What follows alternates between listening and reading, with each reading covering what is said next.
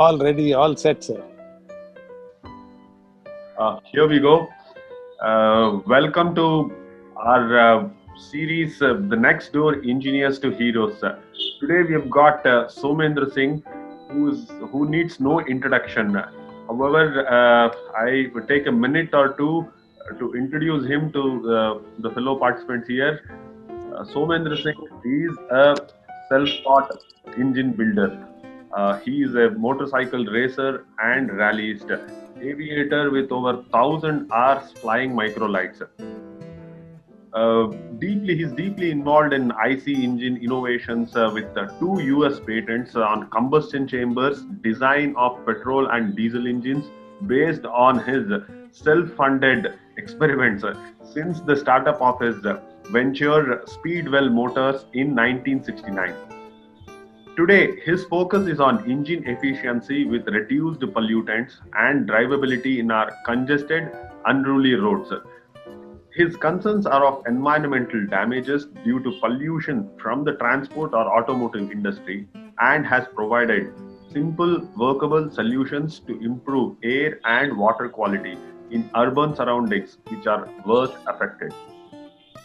While all his R&D projects and achievements are self-funded with no support from any corporate or industry or by any government agency, even after his suggestions to the highest office, but his passion to IC engines and reduction of pollution remains undeterred. As we all know, he has a vast fan club in all walks of his life and is considered a think tank with his ever-ready solutions. He has been awarded the prestigious Karnataka Rajyotsava Prashasti and the Dasra Sports Award for his adventure in sports activities. He's got a lot of quotes. Of all his famous quotes, I like to take one here, which is, "We specialize in work which you understand." I think it spoke by itself a lot. Google search for Google Somendra Singh Groos will give a bigger picture of his work and involvements. Today's automobiles are of 100 times more complex, while the fuel they run has not changed much. With this brief introduction, I would like to start the session. Thank you once again, Mr. Somendra Singh, and all the participants who have joined here today to listen to what our Singh sir has to say. We famously call him as Singh sir, and some of them address him as Singhana. I will begin the session with some of my personal questions. I mean, it's not personal questions, as in the questions which always bothers me.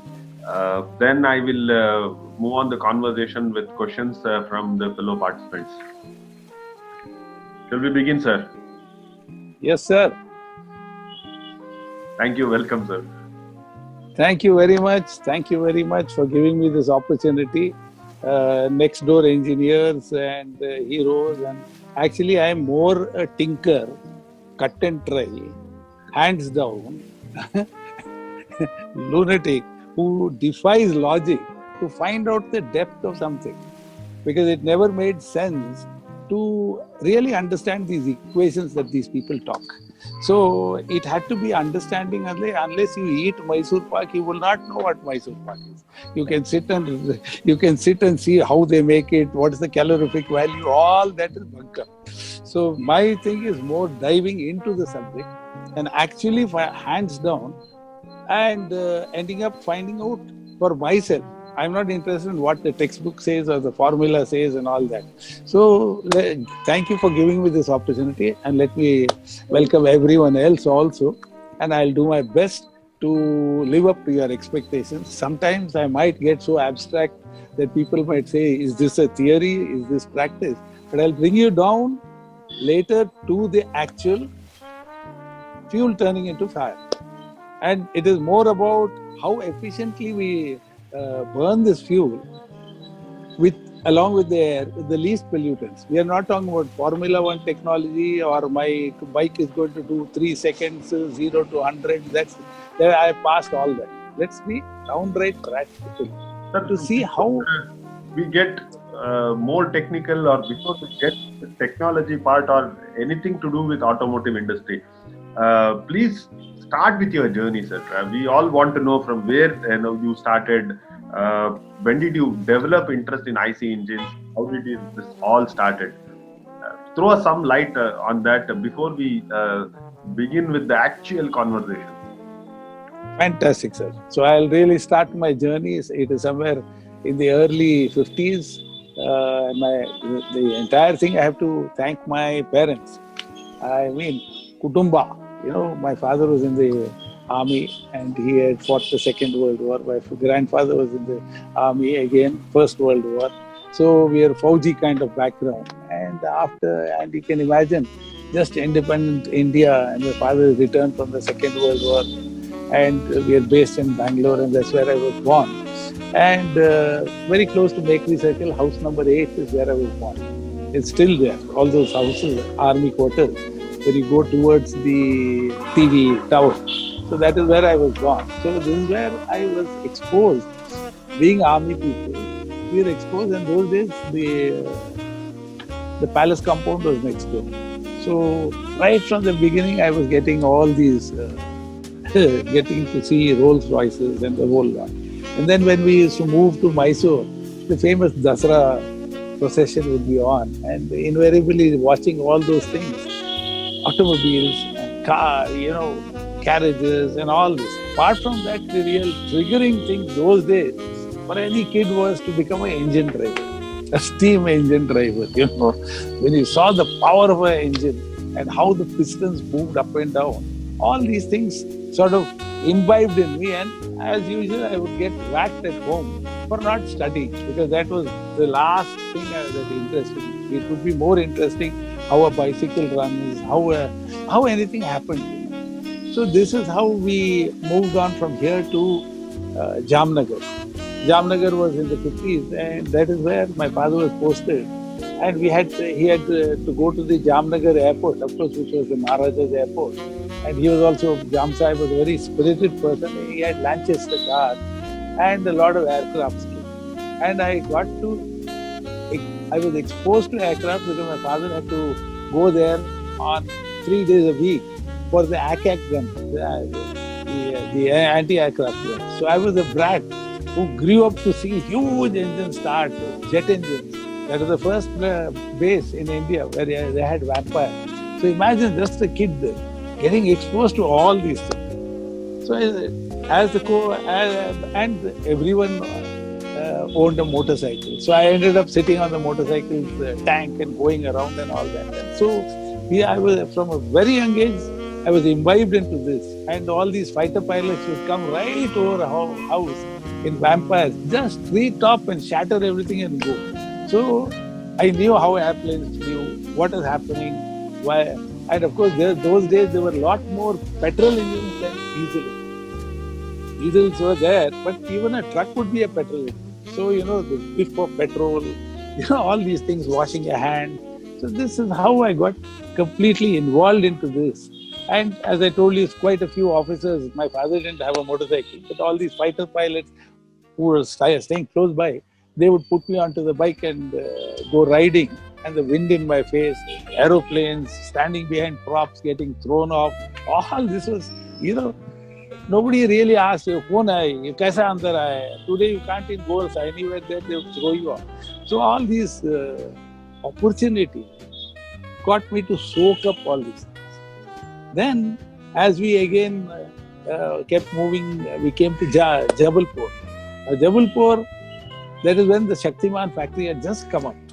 So the German people would be going, and I would jump into that truck and go to Mandala. That was about 70 or 80 kilometers over the Narmada. And I'd see these German guys driving these trucks. And so it became a part and parcel of these things. And in Jamnagar also, in Jabalpur, that is when you see all these spectacular motorcycle riders that would keep crisscrossing and all that RD parade. The birth was in the signal center in Jabalpur in the 50s. So I got to see these fantastic motorcycles and the stunts and sidecar, all this got, and that is when my father just got his LT, Labrador. So that was one part of it. And as because we were changing from one school to the other school, then my real passion actually came up when in school we saw the junior division people. I was much lower, and aero modeling. So this small engine literally woke me up. A small tiny engine which has a piston, two-stroke, it's got a carb, and it's got a compression ratio. So all this, and these things rev higher than any racing motorcycle in the world. So what is Formula One? That's a model aeroplane engine. The prop broke, is broken. So this is a model aeroplane engine which has got all piston, exhaust port. You got the carb. So from a very young age, I started flicking the prop to know what compression it starts, how do you set the air-fuel ratio, and what is the composition of fuel. The best part of the fuel of this is that you have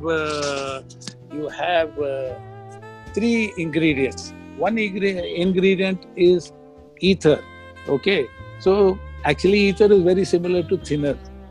The next is kerosene, not petrol, and the next is castrol. So these are the three ingredients which you put and fire up this engine. There's no spark, nothing. And this revs much higher than any racing bike, even a Formula One, 25 to 30,000 RPM. And it's so I learned the When was this?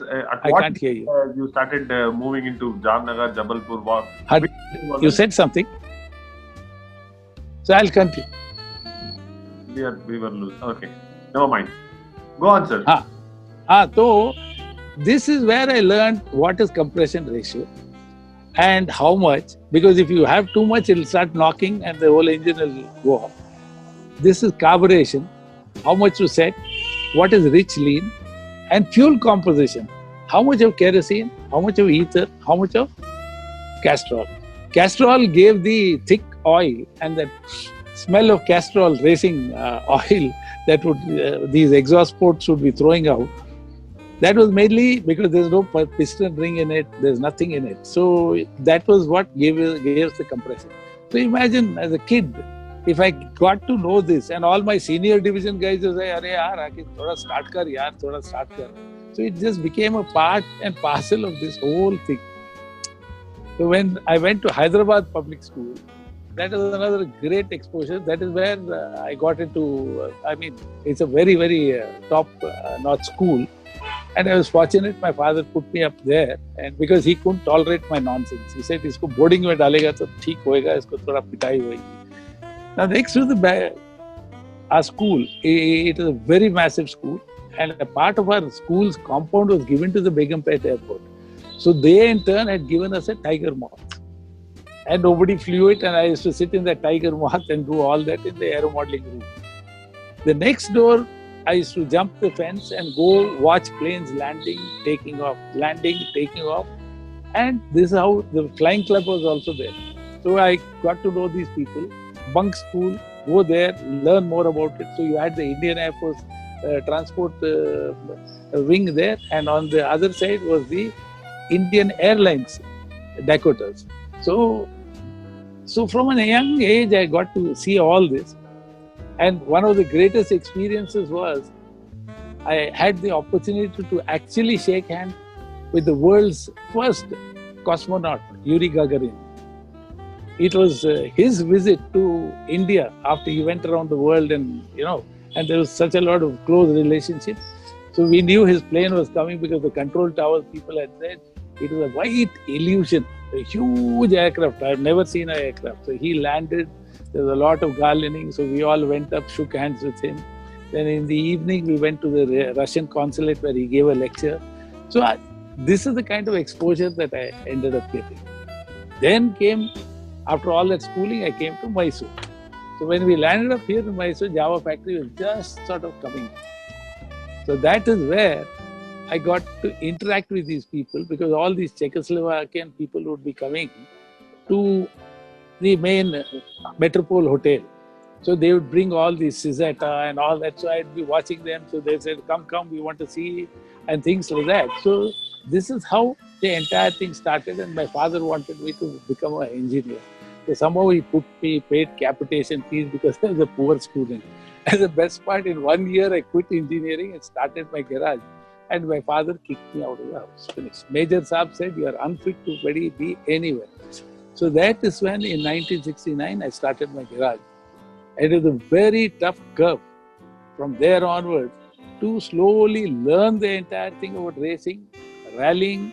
And then my first race was in 1965 when I went to Coimbatore, to the Sulur airstrip. That was another deadly thing. I pawned my watch, got my friend. I hugged on to him and went through Dimbam Ghats, elephants, whatnot, right through, and then went to Sulur airstrip. That was the first time when I actually saw racing cars, racing motorcycles, Hondas, Norton, all kinds of things. That was spectacular. It was in the airstrip. We did everything. The same night we left and we had a flat tire in the middle of a jungle. And I had to carry this damn thing. But I don't know how we came to that Sati place, got a guy, got the puncture done. So right from beginning, my life was all revolving around adventure sport. So of course, then started this racing, rallying and all that. And my first workshop, the name was Speedwell, which later became Speedwell Racing Rally. And it was a small zinc sheet shed. Even this is a shed. So this is how we do, and all these people would come and say, "Nahi, wo kya kaatega, wo aisa hoga," and all the Czech guys were also startled what we were doing. And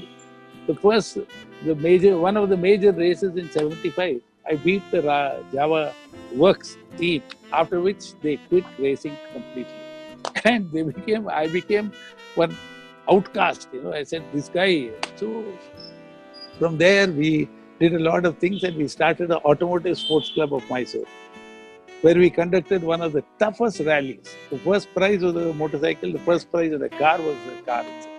So nobody in India had given a motorcycle as first prize. That is when a guy called Pino Tartagiri in 1976 is the first hang gliding flight that took place from Chamundi Hills. So Chamundi Hills is very, very close to me because that is where we learnt riding. It was like Isle of Man, nobody to ask us, whole night practicing. Then came my next thing of seeing somebody flying off from there. So that is how my third dimension, this is length, breadth, and then when it went into 3D, I actually got to fly. And we had a Frenchman, we put a Java engine. I don't take the credit for it, but it was more about reliability. And I learned how to fly by myself because he couldn't teach, he was there, and I had gone all the way to Himachal to buy my first hang glider. That was another spectacular experience because when I went to pass through Delhi, that is when Operation Blue Star took place. So everything was, I'm telling you, it was like a war zone. And here I'm carrying cash, and that guy says, "Kholo, pedi mein kya hai?" And he says, "Ye kya hai? Band karo." So everyone thought in the bus that I'm carrying the pistol. Udhar ho tum, niche. So after that, he said, "Tumhara dimag theek hai? Itna paisa leke kahan ja rahe ho?" So I said, "Hang gliding rally." Chalo. So that's where I bought my first Italian hang glider, which was coupled to the Java motorcycle. And I learned how to fly because the Maharaja of Mysore had left me a full airfield. So such opportunities nobody in the world will ever get to see or do, and nobody. So I had 3 airfields in Mysore. One was the main airfield, which I had to go quite a distance. The next was the race course. And the next was helipad, where I started the first dirt track racing in India. So this is how it unfolded, and there was nobody to ask me, "Kahan kar raha hai, kya kar raha hai, kab kar raha hai," kuch bhi nahi ho raha. So we got this opportunity to do it. And then all the while it was about efficiency. During this course, I met another great innovator and super automobile genius. He was also downright like me. His name was Mr. Loganathan. So he had developed a Venturi. This Venturi is a very, very special Venturi where he had made this Venturi in the 60s and had this patented in 70s. And this would go into a Solex carburetor, which would end up giving a better swirl in the air and fuel. And he tried his best to sell it. He did his best. But poor man, he in fleet operations. Then I took up the agency and really pushed it across all over the place, and everyone claimed, yes, both acha hai, you get better mileage, engine is running cooler, all that. So this was the point where it went into my head that all these straight through ports and all that is not going to work.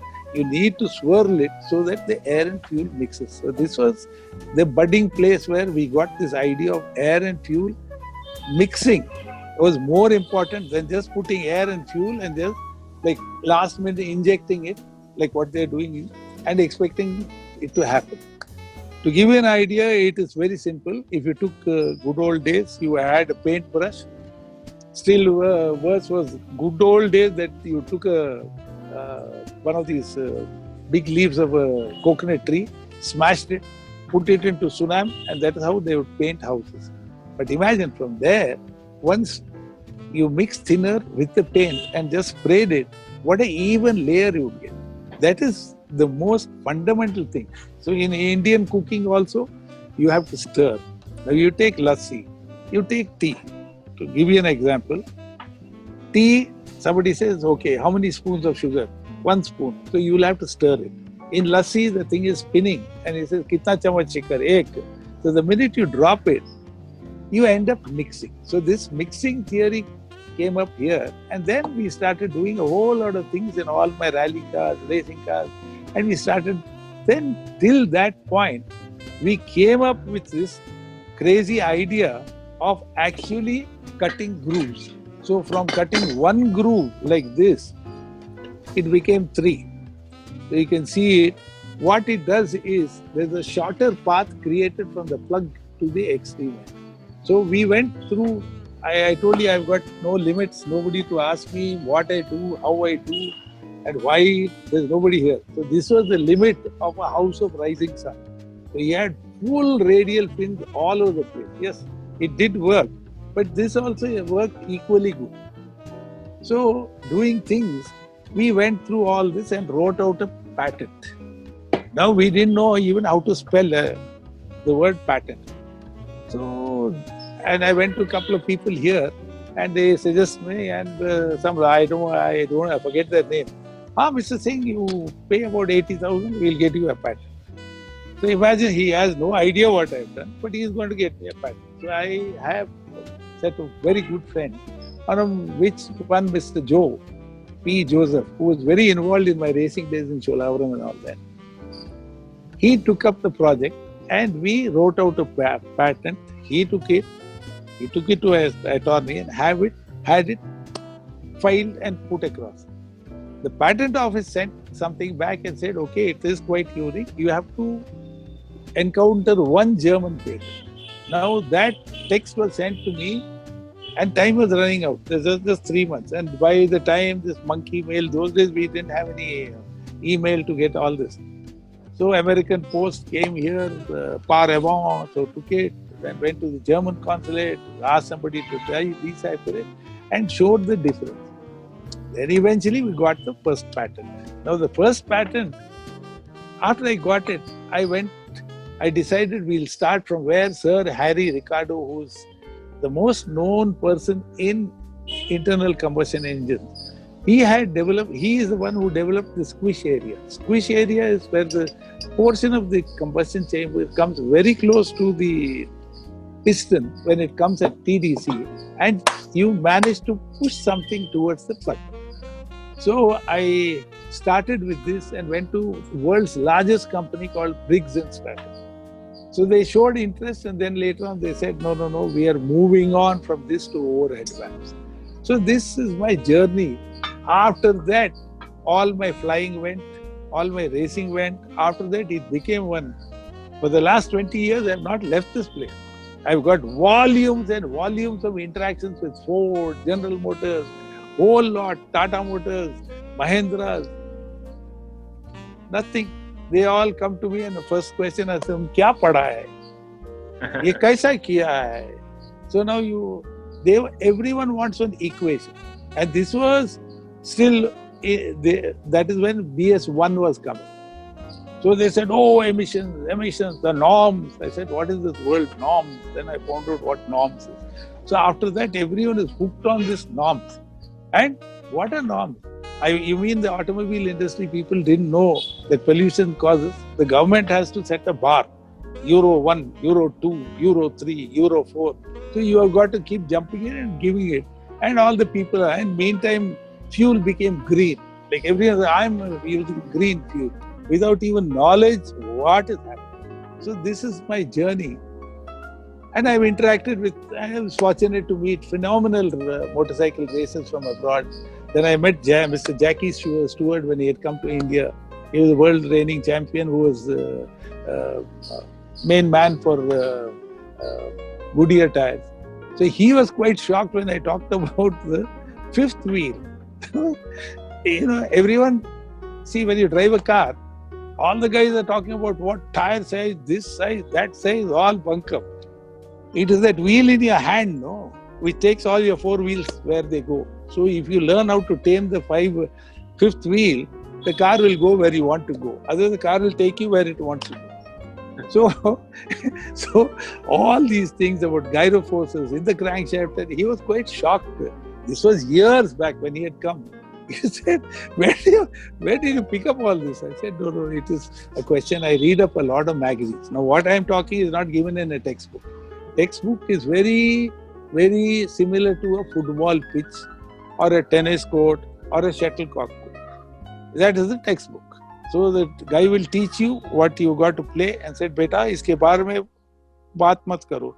तुम इधर से मारेगा तो गोल होगा, इधर ऐसा होगा, ये बाउंड्री लाइन है. तुमको इतना क्वेश्चन आंसर करेगा तो तुम पास होएगा, इतना करेगा तो गोल्ड मेडल आएगा. Nobody is going to ask you a question beyond this. So everyone is just like a horse like this. They are confined. Now only in recent 25 years or something, they are having project reports and now SAE, formula, racing car and all that. In my days, there was nothing like that. It was just like hold a file, read everything and aapka degree ho gaya. So it was a big thing. So if we go and talk to them about cut and dry, he'll say, no, this can't be done, that can't be done. So this is my journey to come here. And what is great is I've been supported by all my customers who had the guts to say, Arey, like I've opened a brand new Nexon. There's that I've opened so many brand new cars where they said, Karo yaar, I've driven this car. I know it is lacking in something. I know you can do something. What can you do? I said, sir, give me a chance. Let us do this. So this is how we do it. Now you go to a manufacturer, he says, oh, we have got BS6 certification. What are you trying to tell us? So what do? You tell me among all the Indian manufacturers who has, it's a full spoon-fed industry from day one. Spoon-fed. That is how all these licenses were thrown. Everyone got it. My Maharaja got the 250 license. And that's how the people came and put up the factory here.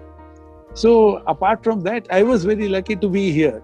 If I was somewhere else in some other place, I wouldn't be talking like this. I wouldn't be exposed to it. And God knows where I would be doing anything. So exposure.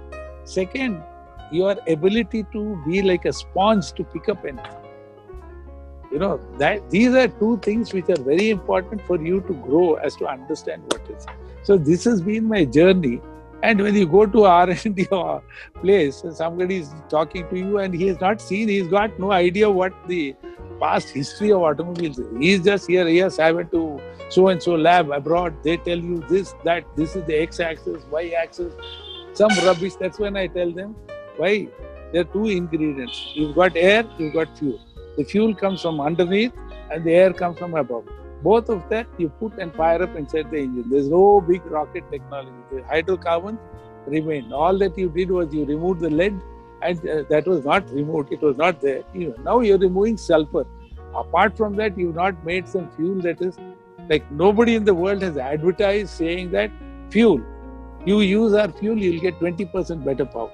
Or you use our fuel, we'll get 20% better mileage. Bunkum. It's the same fuel with some grades.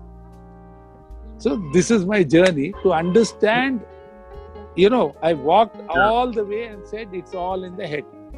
What happens there inside the head and what is this small spark plug here ignites it. Without this spark plug, it's useless.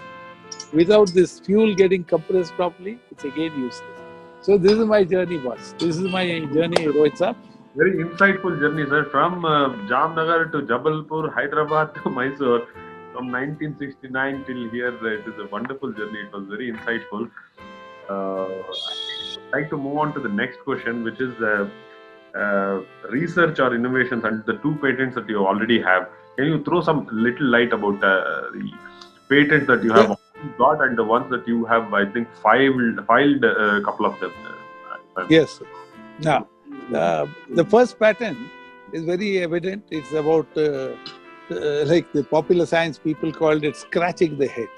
Okay. Now, the scratching the head is trying to have varied flame velocities.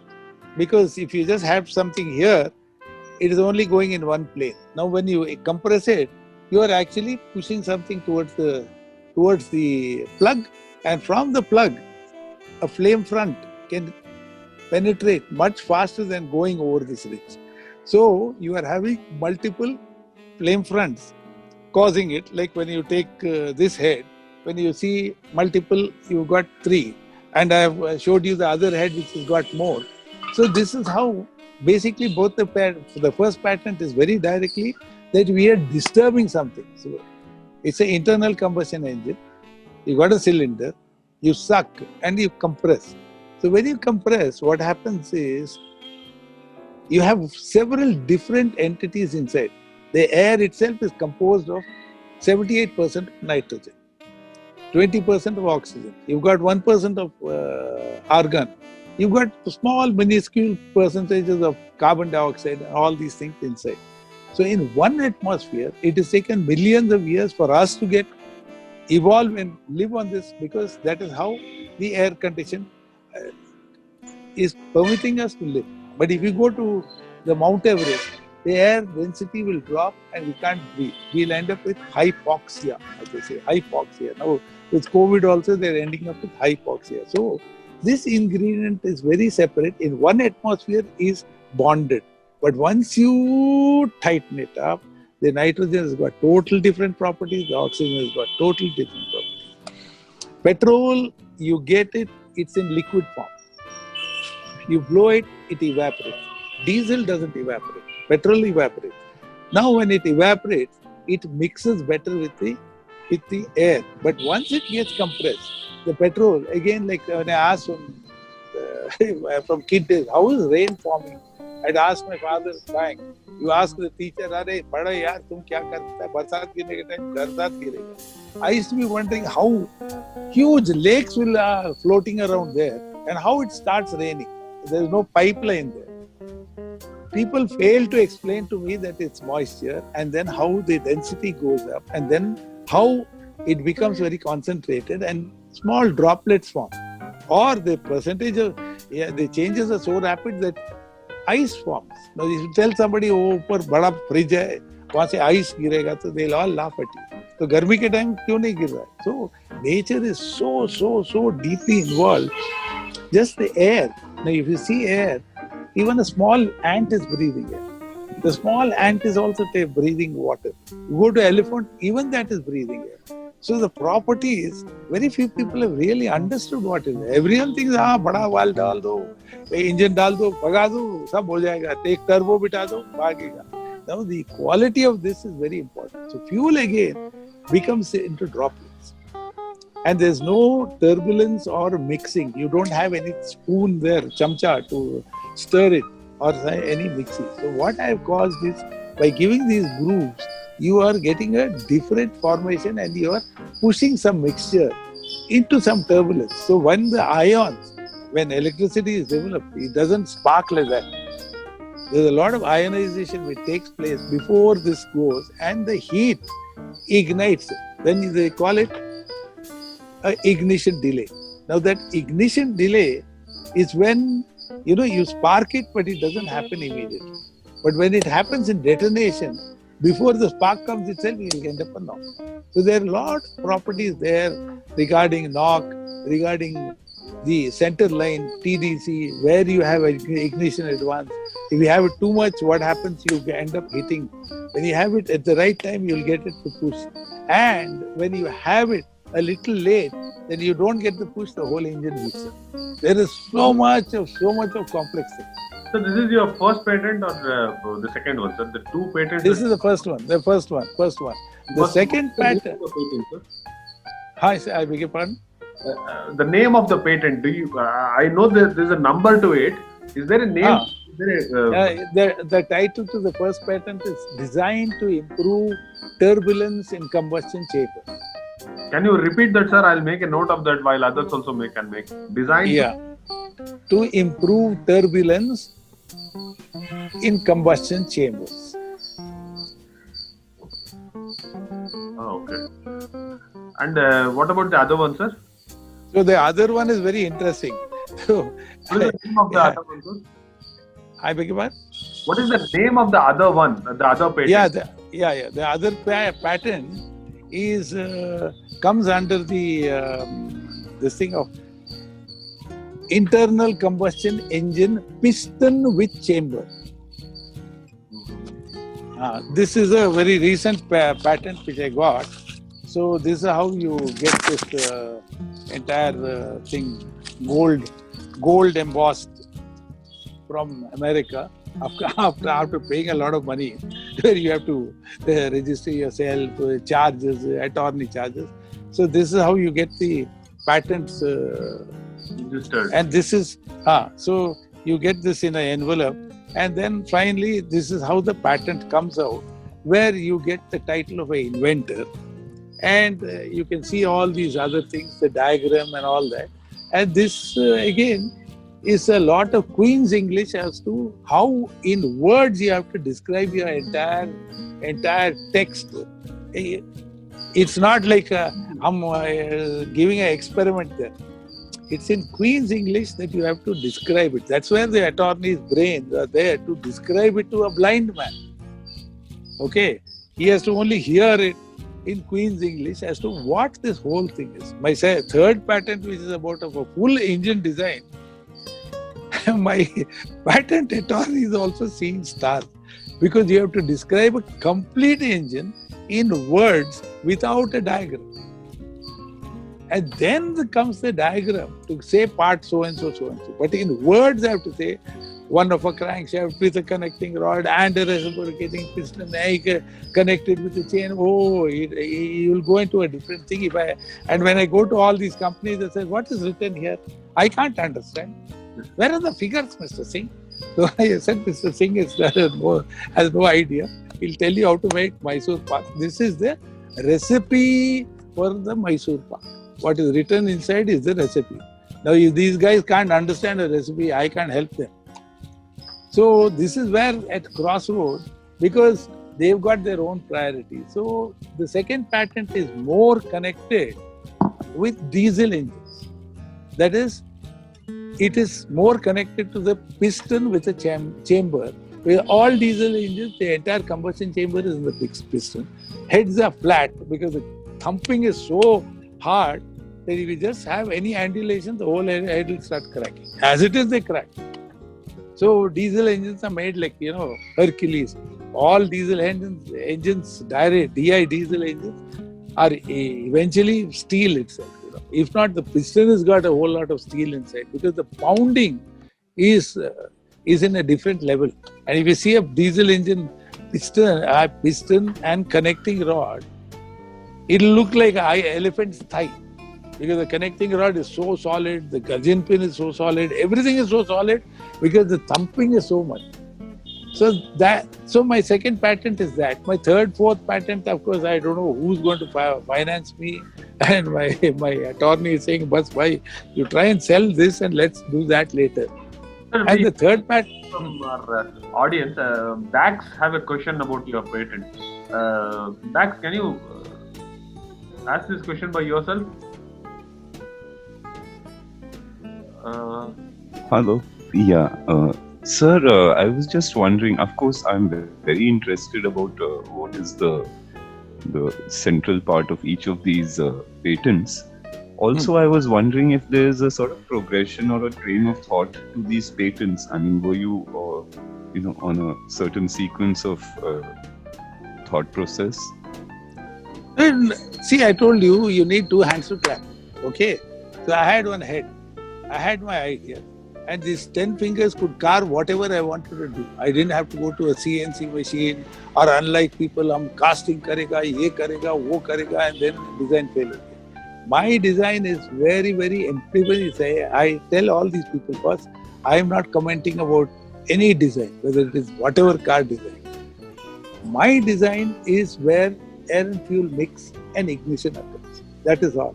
Now they've got their own ways of coming to their perfection, and they're all come to that point called threshold. If you go beyond that, knocking occurs. Beyond that, heat occurs. Beyond that, in diesel engines, NOx, that is oxides of nitrogen, because I told you 78% is nitrogen.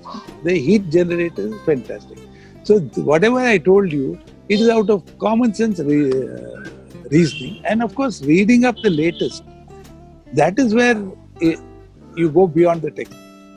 The textbook, I told you the four corners of a square, the inner corners would end up at 360 degrees. You push it, you cut the triangle into a triangle, it will be 180 degrees. And in my logic, I say, yes, these 360 degrees also is a circle. So you got 360 is a square and a circle are almost 360 to me. What's the difference between it? So people say, you have mistaken everything.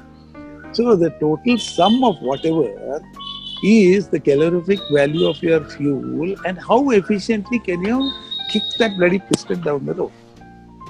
Because any engine in this world will have to have RPM, and only when a guy loses his temper, it will come to peak RPM. Whereas in a gun or a pistol or a rifle or a cannon, you put the slug there, with a huge barrel, and one shot, that slug gets kicked right to the end.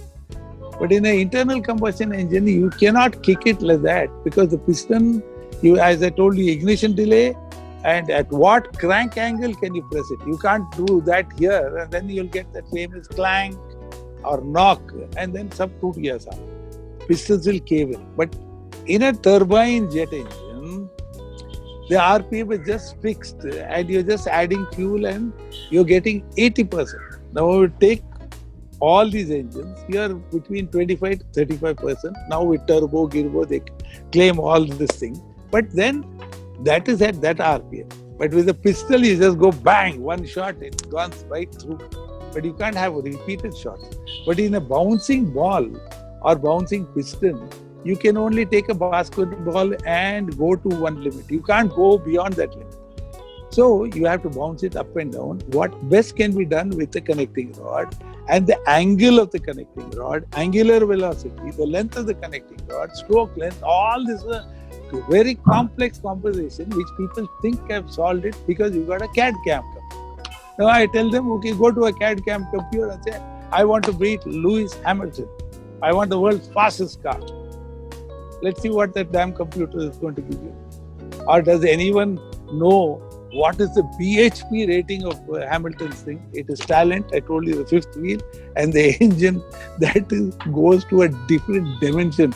None of these professors will even understand. When Formula One India came to India, I requested all these top labs, please send your people there and to sit down and find out. And I asked them, what do you think the efficiency of Formula One engine is per 100 kilometers? How many liters? Oh, one fellow said 10 liters. Somebody else said.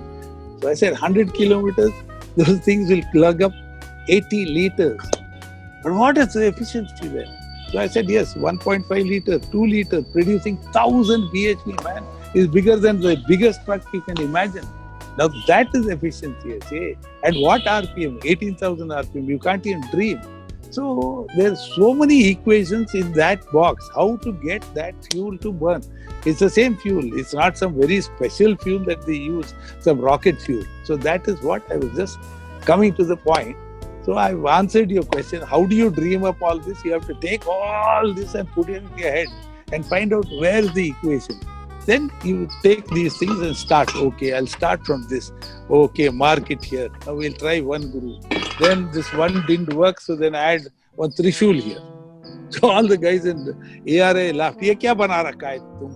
हाँ, या ऐसा त्रिशूल बना रखा है, हाँ त्रिशूल दिखता है.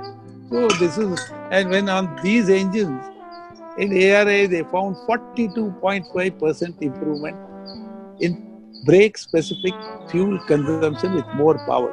They just hushed it. They said, "नहीं, ये नहीं होता है, ये नहीं होता है." Emissions went up. The 42.5% fuel reduction was there. You tell me from where did the smoke come? So how can I argue? I had to pay 2.5 lakh rupees to get that piece of paper which I just threw and came back. Nobody understands that.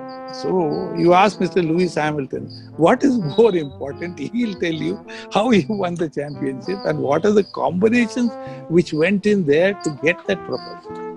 You can't just say, I've got a 200 bhp car, man, don't act funny with me, I can do that. That 200 bhp will come near the red line or close to the red line, not in idling. You just leave the clutch.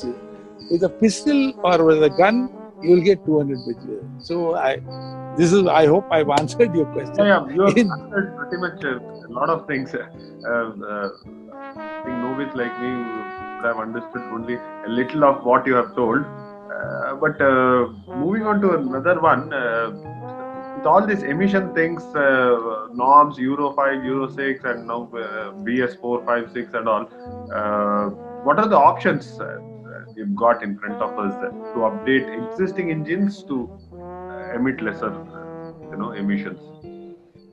See, as I told you, once you mix the fuel and air properly, the emissions will drop. Okay, to give you an example, I have my paternal and maternal grandmother. I'm really telling you a real story. Good old days. One lady is sitting, those days there was no gas, nothing, no charcoal also, wood. So one lady is fanning. She's got her eyes half closed and she's fanning, and whatever she's fanning, all the pretty smoke is coming back to her. And they would have red eyes and then they're making some pulka or whatever curry, giri. The other lady was a slightly more intelligent lady. She had a bamboo piece, like a flute, and she would go. And the flame was burning better because she was passing the required oxygen. That's what the guy doing that in a kulmi or in a goldsmith, you've got a blower and he's just heating that oxygen. So that oxygen is very important. So this is what causes emissions. Emissions is when you burn something improper. Now when you say improper, you cannot just take a matchstick has got matab inside. So you can just strike it. Without the use of oxygen, it will catch fire. But once that burns up, it will dry. But it will die. But once you have some air, the matchstick will continue to burn.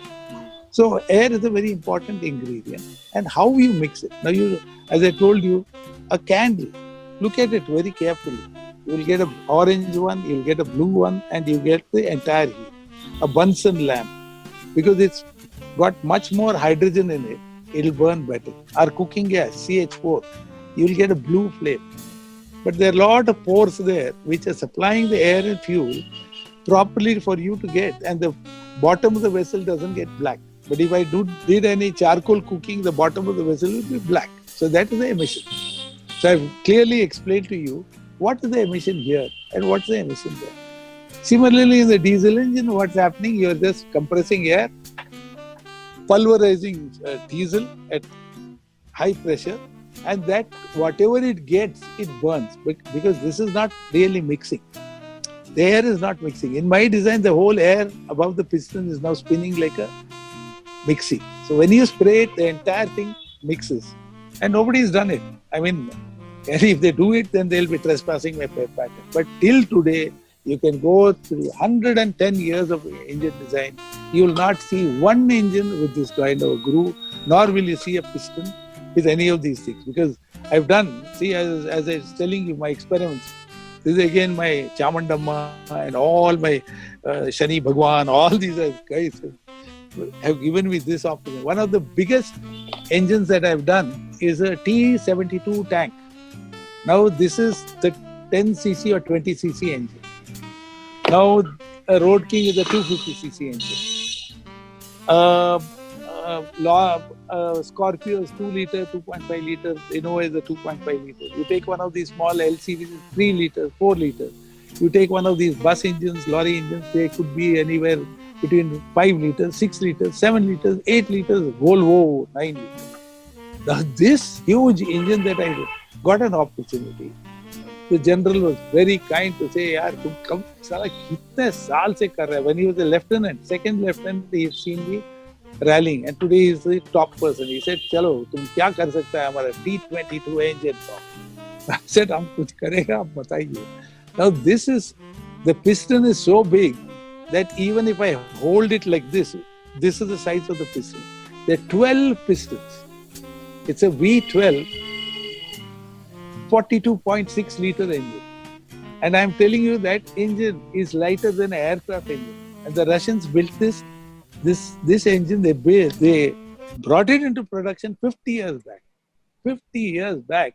And they are 4 valves per cylinder. 50 years back. Now we are talking about 4 valve, twin cam, all this rubbish. These guys had it running 50 years back. V12, all the 6 cylinders are in an aluminum thing like a racing engine, what they make racing engines today, 50 years back in a tank engine. Okay, one solid crankshaft. It's just got 6 journals, and you've got split connecting rods which come and sit like this with a pin here. And 42.6 liters is compressed there. And this whole engine has got 4 valves per cylinder. The ports are, each port is this big. This big. I'm telling you, 2 ports, exhaust port. And each valve is this, and I can just pick up this area. And the tappet setting is right here. I'm telling you, any child can set the tappet without anything, and a huge valve, and the springs, I can just press it here. Maximum RPM 2500. Some 3250 of 300 Nm torque. You know, you can throw a lorry bulldozer out of the bloody thing. And it's a supercharged engine. Huge supercharged. And it can be fired up by a self-starter and compressed air. Compressed air, Pinka, oh, Pinka, just come in, the batteries run down. What do I do? Yes, we are back. Okay, because somebody, Uh, so let me just finish this. Such an engine, I got an opportunity. Such an engine, I got an opportunity, and they were shocked. क्या हो रहा है यार? कितना गर्मी कम हो गया, idling, and believe me, such a huge engine. There's no flywheel. All the 12 cylinders just balance each other. You just got to hear that. And once you touch it, it'll outbeat a Formula 1 engine. It'll outbeat a Formula 1 engine with that supercharger instant, a huge, very tank just getting wheels, chain spinning here. So such engines, I got an opportunity. And there's some tests which are going on. Of course, they've got their own things. So I saw, now that is my Spectrum, 5000cc man machine. That was the Maharaj Kumar of Gondal's car that I did. I never ever knew I will be handling a 8-cylinder 5000 Formula 5000 car with massive pistons, 8 downdraft carburetors, which you had never seen. So these are the opportunities I have got. Now you go and talk to somebody, what will that guy understand what I'm talking? You tell, what will he understand? He won't understand. What is the future of IC engine? What do you think and their applications? See, now everyone talks so much. Now actually we go back into the history of everything. It was bullock carts, we were whipping them, doing all that until somebody made a steam car. They didn't make a steam engine. First thing was a steam car. They had 3 wheels, one huge boiler and all that. Then they took up to, why can't we put rails? And they started this. So the steam age came. The steam age, it went berserk, bought huge engines. Everyone just cut every tree, put it there as reaper, put rail lines and started going all over the place. In America, the rail network that they put was something amazing. They've got all the money, they did everything, put it. Now, once that was happening, they wanted small automobiles and all that.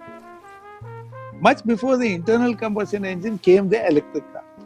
Thomas Alva Edison also had it. That was in 1800s, on battery, motor, working and all that. And it was knocked down because it was very, no battery. How much? And the weight of the batteries also those days were very heavy. Then came the internal combustion engine. So once the internal combustion engine came, it went through progressions, a whole lot of progressions, because the fuel itself. And internal combustion engine also came up because we hit oil.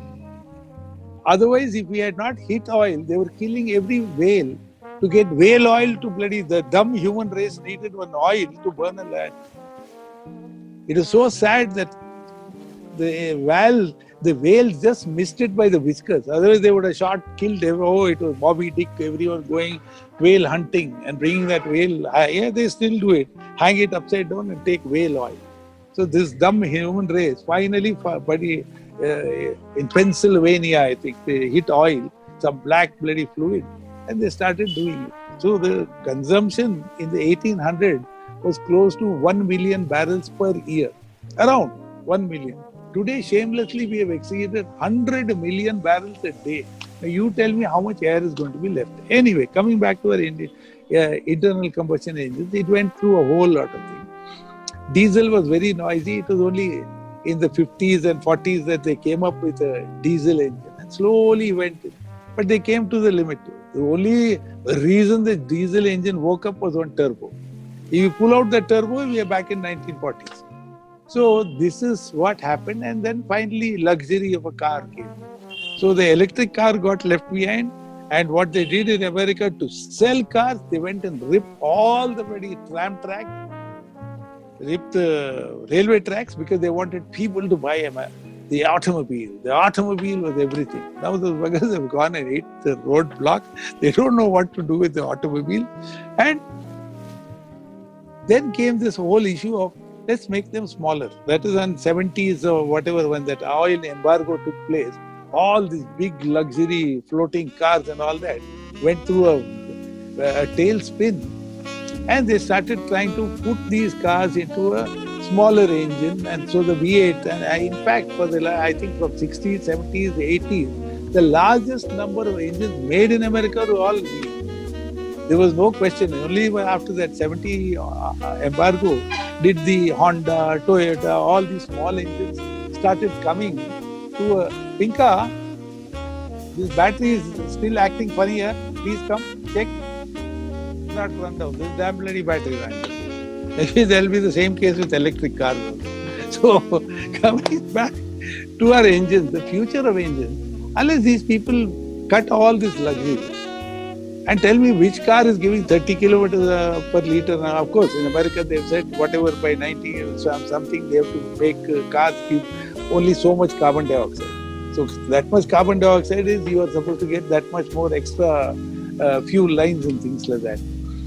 So the limitation is, now even if you make any limitations of cars, the whole problem is, A, where are you parking these cars? How many people are going to destroy their old cars? Who's selling these cars? So now what we have got efficiently, what we can do is all we can do. There's nothing more. So future depends. See, all the cars up till now, sorry to tell you, in the last 30, 40, 50 years, it's all hire purchase. Some bank finance, something. Nobody put solid cash and said, boss, I'm paying it to you. I'm not even 1 rupee less. That's not there. So people are buying it, using it, throwing it. And today I was reading Kia is recalling so many cars because of fuel pump. This problem. Believe me, in today's cars, if there's a recall, those guys will sweat it out. As it is, they cannot meet the service requirement. Now you've got a recall, everyone brings his car, you want to change the part. There's no space itself. There's no space on the road.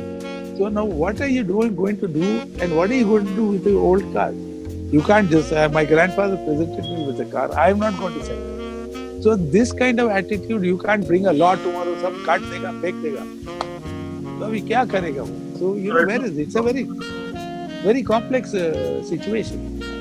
Retrofitting to electric motors, is that an option for the future cars which are already there? Yes. I remember 20 years back, somebody in Bangalore came and said,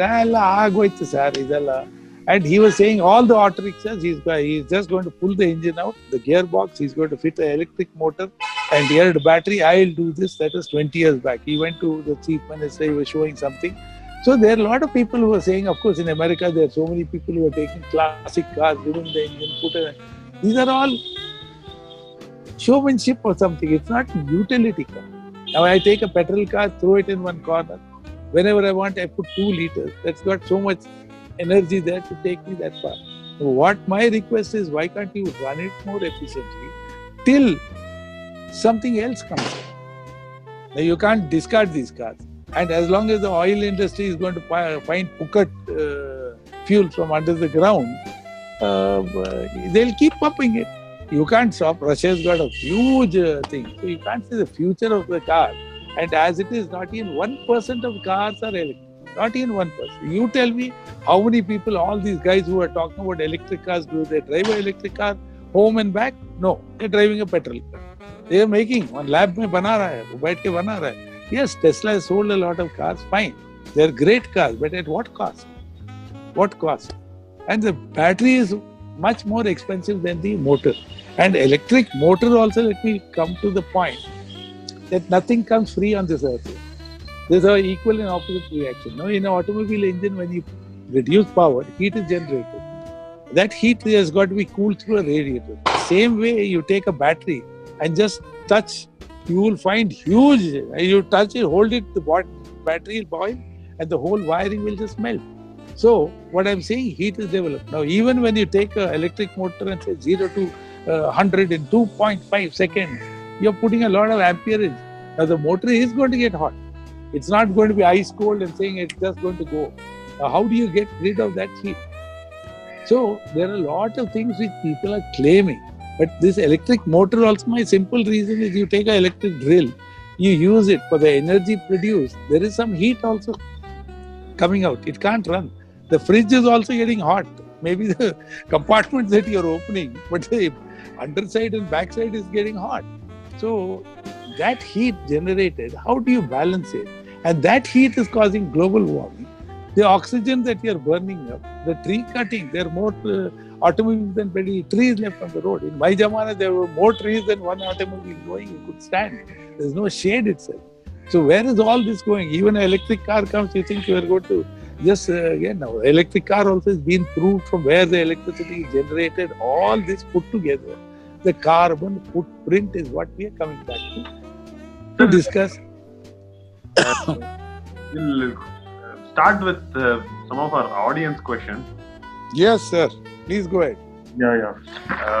Vipin has got a question here. Vipin, are you there? Can you ask this question by yours? Yes, sir. Vipin, Namaskaram. Vipin, can you hold on for a second?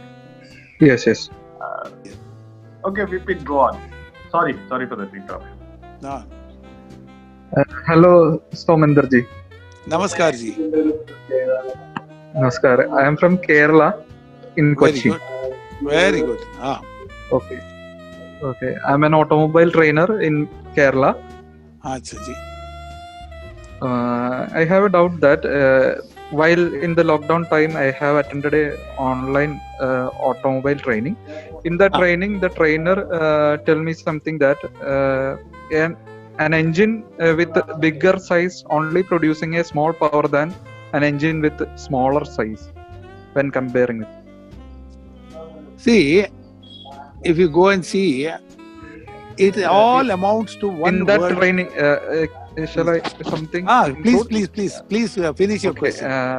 In that training, he is comparing with a tracker and a Duke 390, something like that. In that case, the tractor engine is producing only a small power, and the Duke engine is producing higher power. That was the condition. That is a condition. Now practically, if you're asking a total Mr. Practical person, then you take a Duke, okay, and take a tractor to the field and put a plow and ask the Duke to do some plowing, and you ask the tractor to do the plowing, you'll understand what is what, okay. Now these people are just referring to power, and at what RPM is that Duke producing that power? That Duke is producing that power at 11,000 RPM. and the tractor is producing what you spoke about at 1000 to 2000 rpm. Oh. So the man who taught you whatever, he was just one of those guys who said, oh, small. So you can't really come and compare a Duke to a tractor engine. Yes. Their applications are totally different. Now, what they're doing is downsizing. All these jokers from V8 have come to V6, and from 4 cylinders they have come to 3 cylinder, and they put a turbo, and they're running it at much higher speed and saying the weight of the engine is less, we are doing it. But when you do something like that, you will also end up burning up the engine. Okay? You cannot just get the engine. There's some background noise, some people are talking. I'm getting that noise from your side. Okay? So the question what I'm saying is downsizing. Finally, whatever you see in the automobile industry, please understand, it is purely their financial equation. They are not making you the world's best car and saying, boss, you can keep it 10 generations, you'll be dead, your great-grandson will be driving it. No. It's in another 5 years, you should be junking it. So that is their philosophy. So today, weight is equal to money. So you have a heavier engine, it obviously will cost you much more. So similarly, we go to so many gold shops, they'll tell you that thing, if it weighs 1 kilo, it will cost you so much, 1 gram is so much. So similarly, the cost of engine goes up as you make it bigger. They made bigger engines then because they wanted power and various things. But today, you're doing all this because the traffic conditions have changed. Now, most of the damn engines that you got is you come to a place, apply the brake, the engine is dead. It's not running anymore. So the carbon footprint is smaller. The minute you apply the thing, 3 self-starters are firing it up, or it is electric, and then the engine is coming on. So they are trying to, the whole equation today is per kilometer, what is your carbon footprint? We are not interested in big, small, how you bloody run it. This is the equation. In Germany or France or anywhere, you can't take a SUV right into the heart of town unless you pay us. Even in the parking lot, you are supposed to display what is the carbon footprint of your engine. In India, nobody even understands what I'm talking about.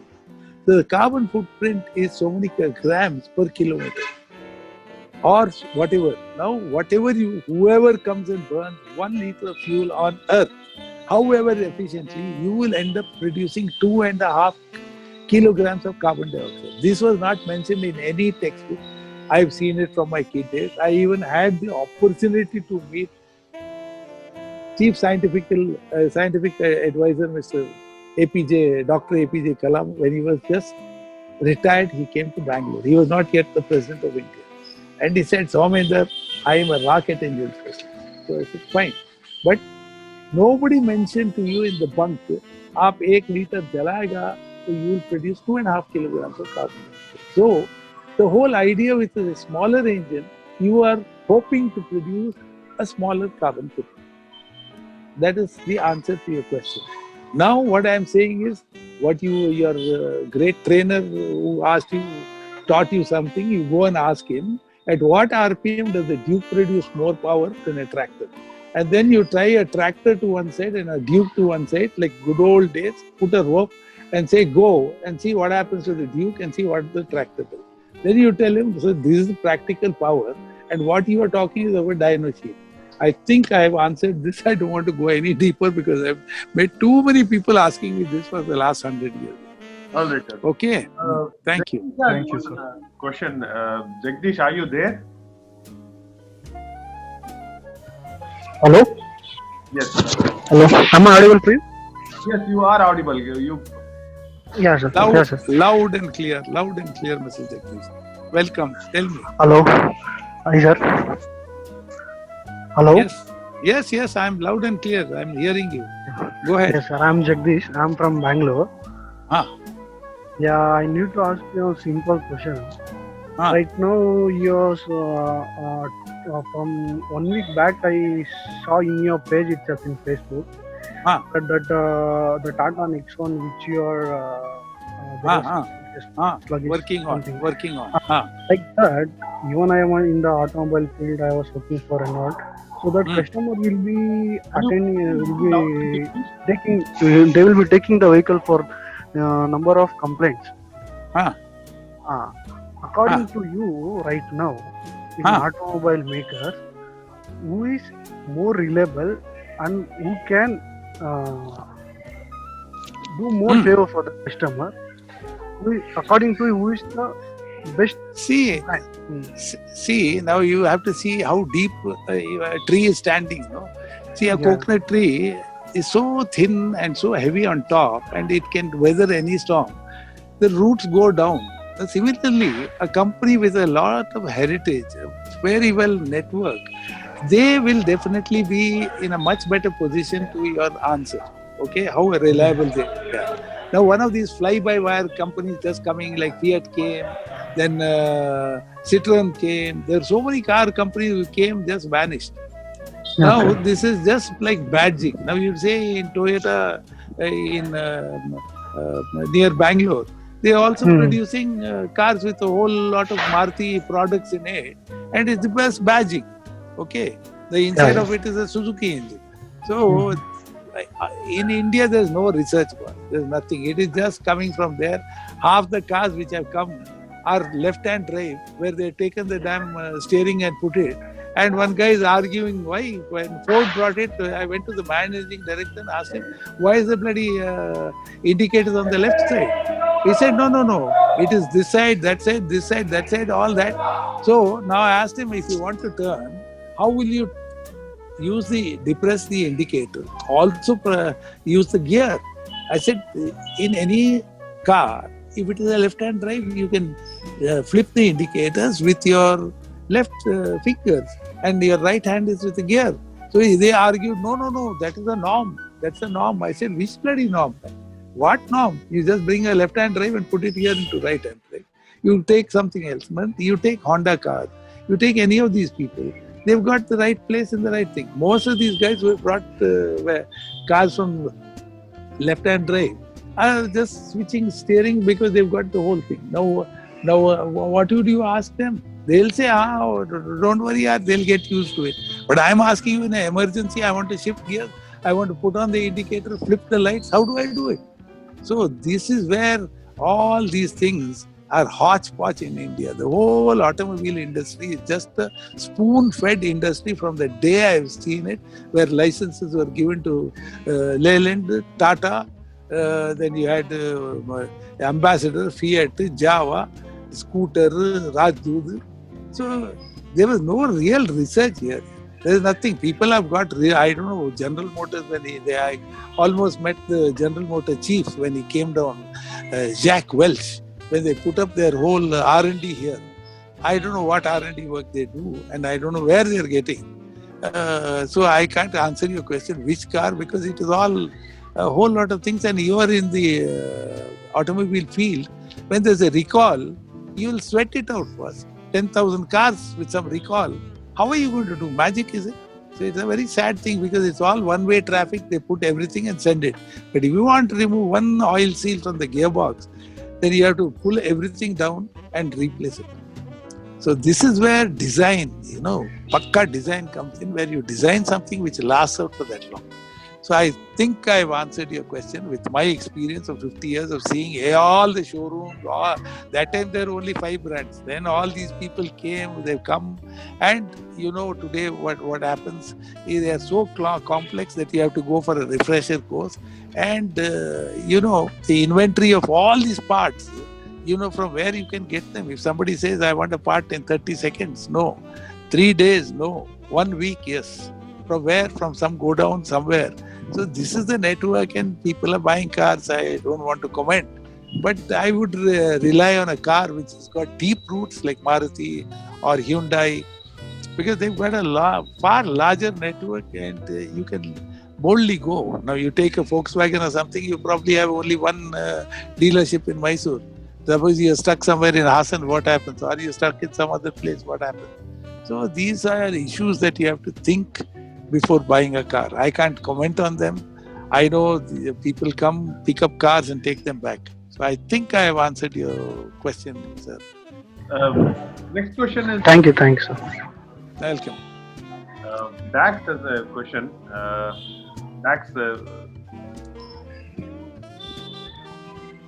Are you there? Yeah, Hello? I'm here, but I can wait in case there's anyone else with questions. No, you can go ahead. No problem. Okay.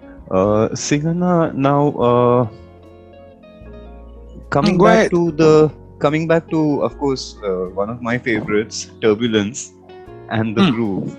Now, I've seen various images and the heads. In fact, I would wish that at the end you just tell us which engine, which head you showed us earlier. Like it's been fascinating. Like the tank, of course, which I'm wondering, did the tank run on a planetary gear system? Was one question. What planetary gears? I Like can't understand. the tank gearbox, I believe usually they are in a planetary gear system, with the No, three no, no. curves and the I only dealt with the engine and the combustion chamber and the Okay. dynamometer. So Okay. the tank engine is supposed to go to the forward base there. That's Yeah, all I understand. confidential. In fact, a lot of stuff I relate to because my dad was in naval aviation. So okay. I have also. Mm. Coming back to the groove. Now I've seen, even I have tried multiple grooves. I've tried a single groove. I have seen you have used spiral curved grooves. I've also seen that you have drilled air passages through it. And I personally found that my 3-groove, the threshold thing, that works best so far. Not so much with the multiple and the small and big and radiating. So there I was wondering, which is the best combination. I saw the holes drilled in the rotating head also. Of course, that is for weight reduction, air passage in front of the head. So that was one question. The second part of the question is, I have seen you working on Facebook, all the car engines which you tinker with, like you say. But I mean, of course, there is blueprinting, and I personally want to give you my Road King engine so that you can work on it. But I don't know how you will crankcase match not. But here's my question. This is did you say, do you use a torch when you're fitting your walls or things like that to see if there's light coming through the gaps? I didn't get your idea. Where do these gaps appear? No. If you're working on an engine and say if you put the walls back in place and you want to check clearances, have you ever used a torch to see if the light is coming through the gap, or have you? I'm just wondering. Where would such a occasion come? What sort of tolerance are you referring? Are you referring to piston and bore, or what is it? Walls or any place like that. Like valves. You're talking of valves. You mean Okay. you're talking of a 4-stroke engine or a 2-stroke engine, or what? Okay. So I guess I'm wrong about that theory of mine. So what exactly No. do you? I'd like to know your theory anyway. Yeah, No, what like- exactly do I do? No, like when I am doing my engines and I'm looking at a gap, say in between, say 2 gears or something, then sometimes what I do is I shine a torch from behind it. So that light coming through tells me that if there is a gap, then how much is that gap. So No, but then see, you're talking about gearbox or an engine or piston. generally, bore, if crankshaft, where?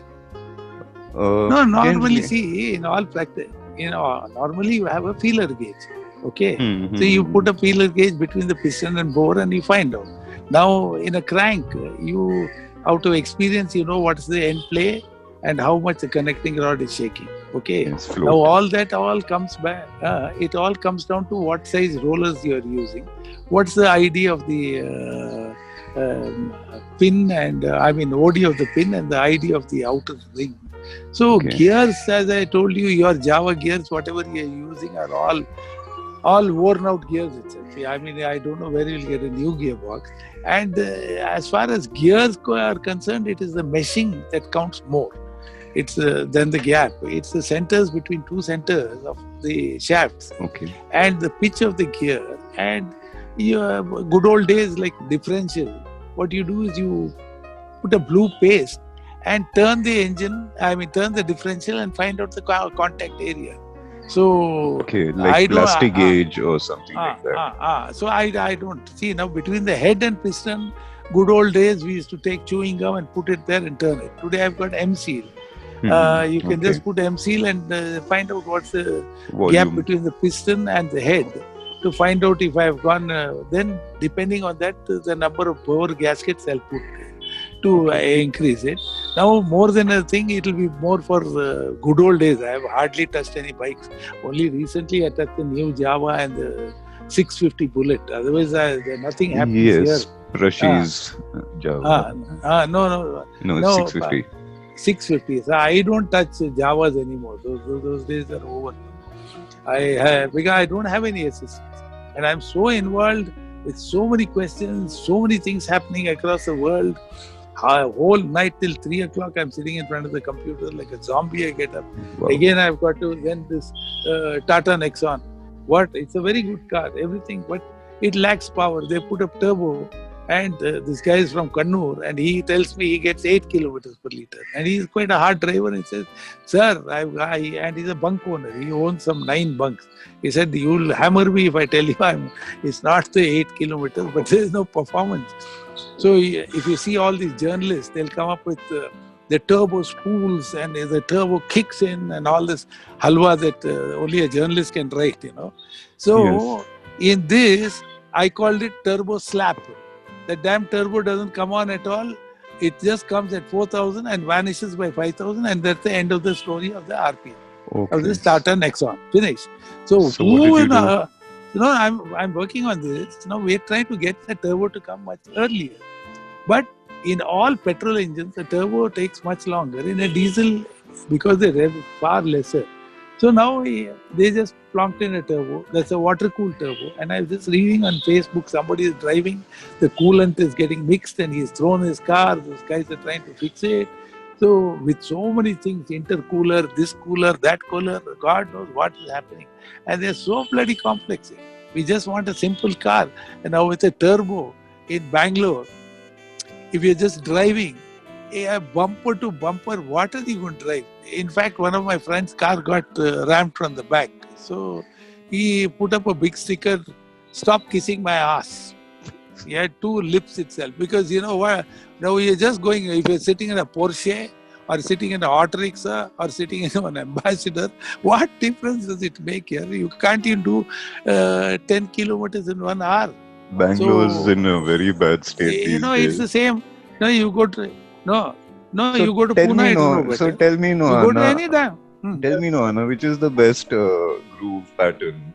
And I told you. Now coming back to the groove pattern, but don't try this experiment. In the good old days, my Halli customers, there's all these farmers. Okay. They would have bought a car, and suddenly this guy comes next day, full. He's got a muffler on his face and no bloody eyebrows. And then all hair burnt. I said, I thought, what happened? He's blaming that other guy. He said they were riding the scooter and they ran out of petrol. So the other guy asked him, let's see. And he put a bloody matchstick, put his face and boom. So I said, cut 1 groove, it's the same thing. You put 10 matchsticks also, it's the same.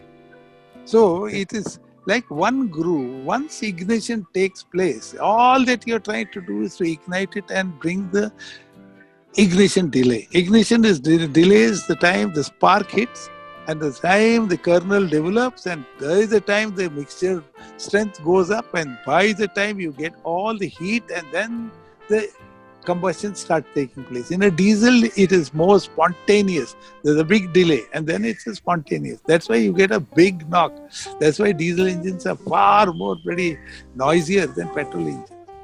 So where you get this, one groove is enough to start. You try one groove above the exhaust, you will get the. But the whole industry for the last 20 years is up in arms. Oh, उसके अंदर carbon भर जाएगा, ये हो जाएगा, knocking हो जाएगा, ये हो जाएगा, करके दोगे ना? नहीं, it's a stupid thing. The head will crack. That's been their stance from the day they've seen it throughout the world, whether it's Ford, General Motors, and more recently Volkswagen. After my second patent, I wrote to them, and imagine they were caught cheating emissions, and they were fined $30 billion. $30 billion, and they wrote, "Your invention doesn't fit our this thing." And I think 1 million cars they had to smash in America.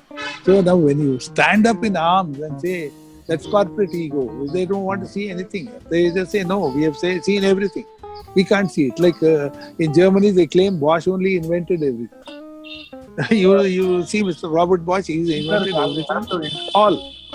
I have to interrupt here. We are running short of time. We Ah. have some more questions to ask. I have got question from Jai Kumar, who is not here, but I will ask this question on behalf of him. Like how Vipin asked a question about why bigger engines produce less power than smaller engines which produces more power. I mean, it is not on the same lines, but even then, a similar concept from a layman's language. Why there are 4 cylinders in a car when there can be only one big cylinder? It's that one billion. I'll answer that, but before that, just tell me how many minutes are we left? Sir, we have, I think, 15-20 minutes. So you tell me, then I will not elaborate. See, coming very simple, you ask a friend, whoever has asked you this question, why a cylinder? You go see a single cylinder pump set engine. It has got huge bolts which are going into the bedding and a huge flywheel, because that's the only way you can trap the power. And why it is called a thumper. Dug. The whole thing will the whole automobile will fall apart. Now 4 cylinders will make it more even. 3 cylinders is even better because it's 120. 6 cylinders, they claim in the world it's the best.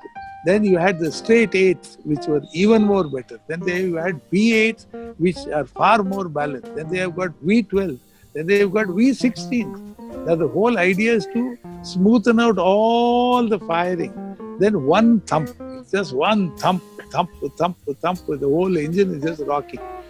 You have got a huge flywheel, and that mass you can't put into a car because it will be too heavy. And the minute you leave the clutch, the whole propeller shaft will just break. And that single cylinder will have only that much of RPM. It will start at 600 RPM or 300 RPM and go till 1500, 2000 and 3000. The flywheel itself will take off and go flying. So you will have, now this is also a single cylinder, a tiny thing revving up to 30,000 RPM. So there's a lot of different equations for each thing. Now you go and ask an elephant, why are you so heavy? Why are you the elephant? Then you ask a giraffe, what's so great? They'll say, I'll outrun anyone. So then, so you ask a tiger, you ask everyone. So there's a specific purpose around which, like that example of a tractor and a KTM. You tie one rope and see what will happen to the Duke. The Duke will fly off and the tractor will take it home and go. So on paper it is producing power, but that power is totally different and this power is totally different. The specific thing is, eventually it is all coming down to power to weight ratio. Even the rocket which is leaving the Earth's atmosphere is power to weight ratio. How you can take that punch payload out, because this whole world is governed by one most powerful force called gravity, on which we are standing. Our souls are trapped in our bodies.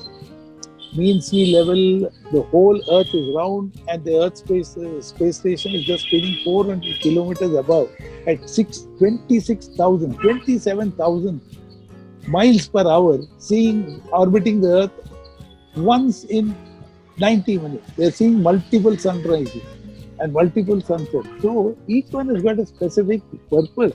You can't just compare it of doing this. We have a question from Sanjay Seth, who is again not here with us today, but I'll read out his question. His question is, how do we ascertain the right air-fuel mixture and ensure that we have complete combustion in a petrol engine without the use of any special equipment? See, sir, that is called stoichiometric ratio. Theoretically, stoichiometric ratio.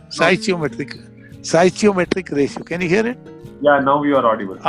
Okay. Stoichiometric ratio that's what the book says. So according to them, 13 to 1, that is 13 and a half parts of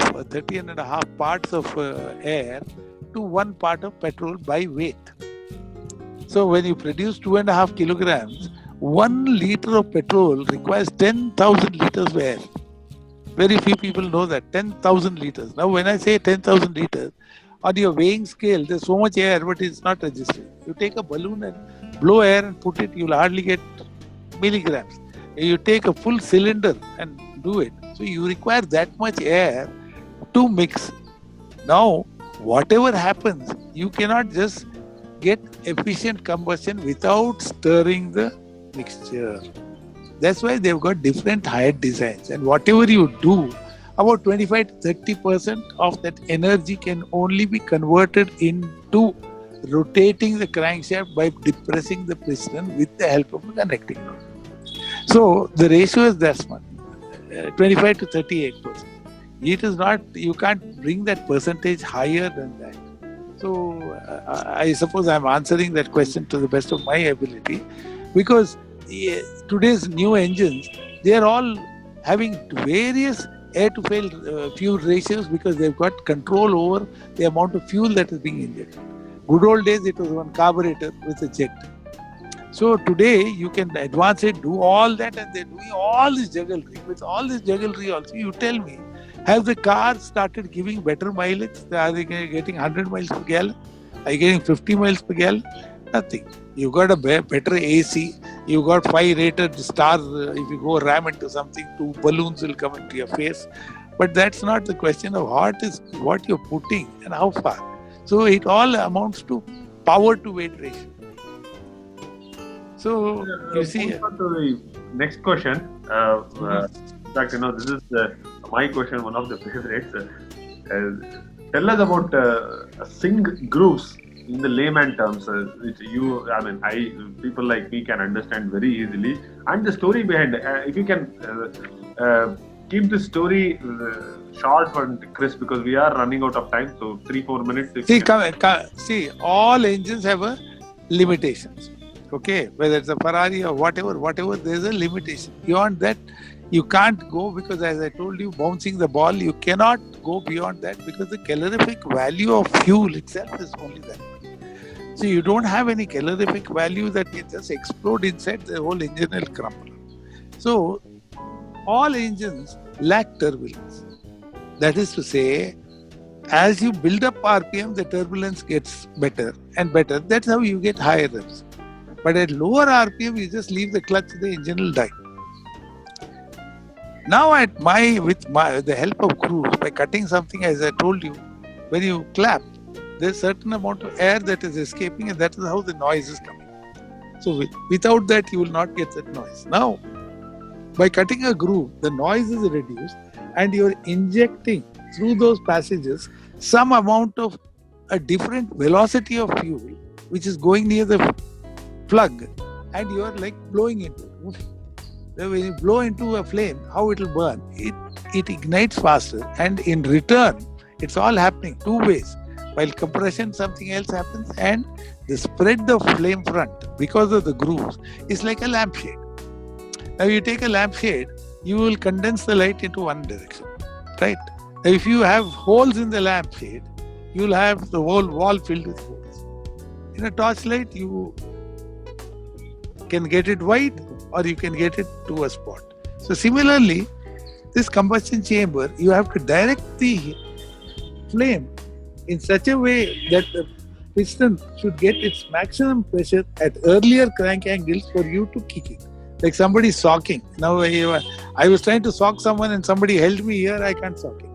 If I try to sock him at beyond that point, my shoulder joint will come. Somewhere here, Sachin Tendulkar also gets his whack on the ball at that point.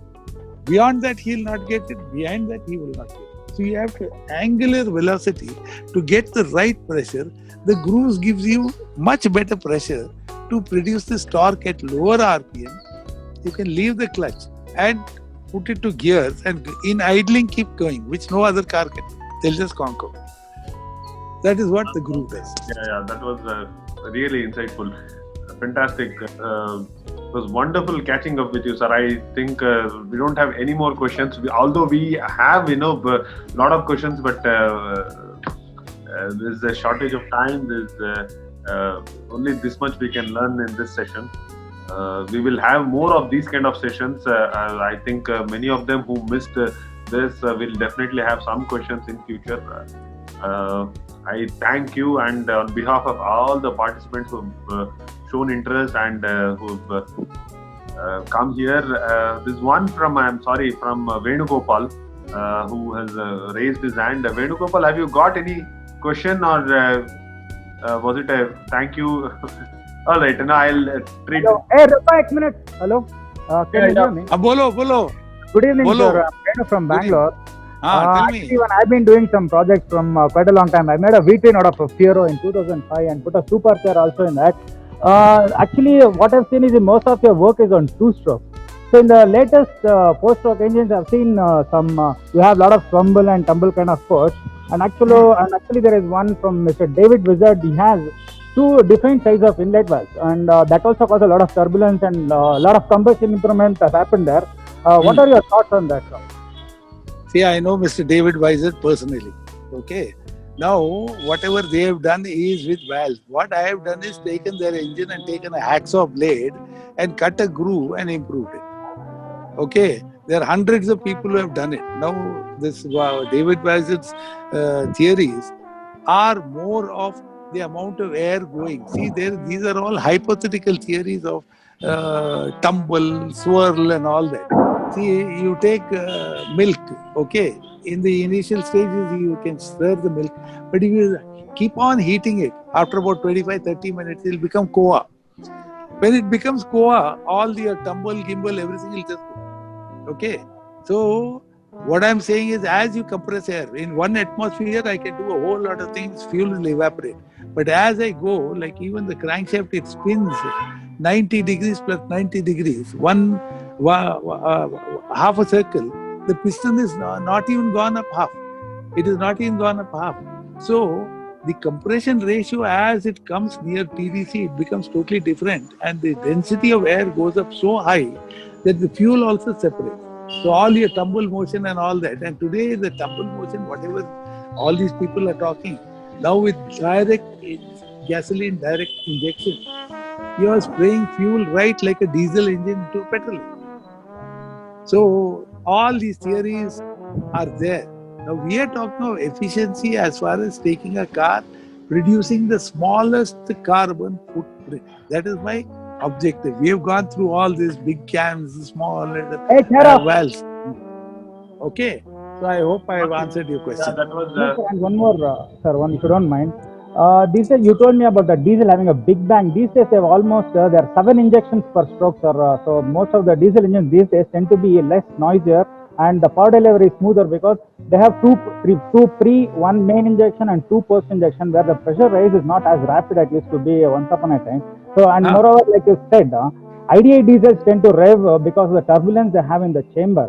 So what are your thoughts on the latest designs on this diesel? No, there's no turbulence in the chamber. It is just multiple injections. The old diesel engine was probably 800 bar or whatever. Today's diesel engines have gone to 3000 bar. 3000 bar is some phenomenal. So when you say a common rail diesel engine and you're comparing it to the old engine, you are miles apart here. And they are creating the turbulence by injecting diesel at such high power. And you know the cost of each injector, you know the cost of each pump, and you know the frictional losses to produce that power. So, and once you put wrong diesel, the whole engine is gone, the injector is over and out. So, we are talking about all these things. And finally, why did Maruti and so many companies stop making Euro 6 diesel engines? You answer that question for yourself. Why? They had all these things, multiple injection, as you said, 1, 2, 3. But why did Maruti stop making diesel engines? Why did so many of these car companies stop making small diesel engines? Because you have to put AdBlue to break the NOx down. And that's very, very expensive. Today, if you go and see any of the latest lorries, here there's a small fridge where you have to pour AdBlue, and they've got a whole toilet treatment. So what is happening inside the engine, they've forgotten. They're taking that toilet treatment and they're doing everything like some effluent plant today, where every city has got an effluent plant, and they're trying to clear out. You see AdBlue, you got so many things. And I asked this automobile industry, boss, after the Euro 6, do they have anything? All those guys are looking at each other's face because that's the end of the automobile. Finish. Petrol engine. There is no Euro 7, Euro 8. Nobody's ever thought of it. And Britain has already announced by 2030 there will be no sale of heat engines. That is IC engines. So that is where we are talking. It's a different level altogether. I think I have answered your question. Thank you so much. Thank you very much, man. Thank you. Thank you. Sir, Rohit sir, Can we keep this? I don't have any question. Just give me 10 seconds. Yes, sir. Tell me, sir. Soumendra sir, can you please show me the engine head one more time? The radially. No, see, I told you, here, you see, I've got one thing called Sing Bang theory. Just show me that I can take a. No, you don't have to do all Not this. that one. The more. Huh? Which Okay, I just want to take a screenshot so that I can discuss with my friends. one? No, I'll tell you. See, you go into Okay. the net, you will see thousands of photographs. Thousands, Okay. not one.